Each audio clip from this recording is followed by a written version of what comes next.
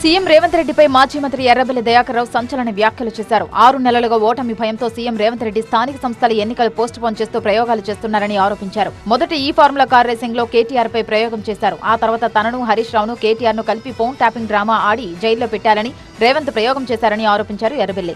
ఎందులో ఏం దొరక్కపోవడంతో ఇప్పుడు కాళేశ్వరం కమిషన్ అంటూ డ్రామా ఆడుతూ కేసీఆర్ పై స్టంట్ చేస్తున్నారని, నువ్వు ఎన్ని కట్టుకథలు పడినా ప్రజలు నమ్మే పరిస్థితులు లేరన్నారు ఎర్రబెల్లి.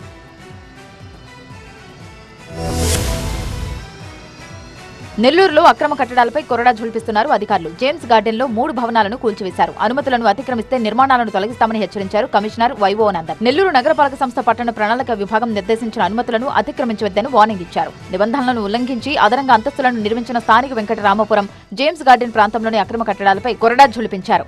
3 భవనాలను కమిషనర్ ఆదేశాల మేరకు టౌన్ ప్లానింగ్ విభాగం సిబ్బంది తొలగించారు.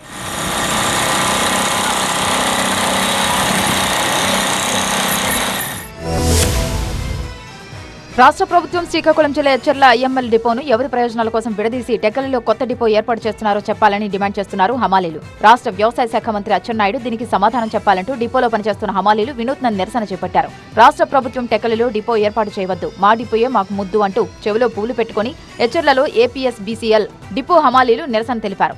ఒక డిపోగా కొనసాగుతున్న దాన్ని విడగొట్టి ఇప్పుడు కొత్తగా మరో డిపో ఏర్పాటు వలన ప్రజలకు ఏమైనా ప్రయోజనం ఉందా అని ప్రశ్నించారు సిఐటియు జిల్లా కార్యదర్శి తేజేశ్వరరావు.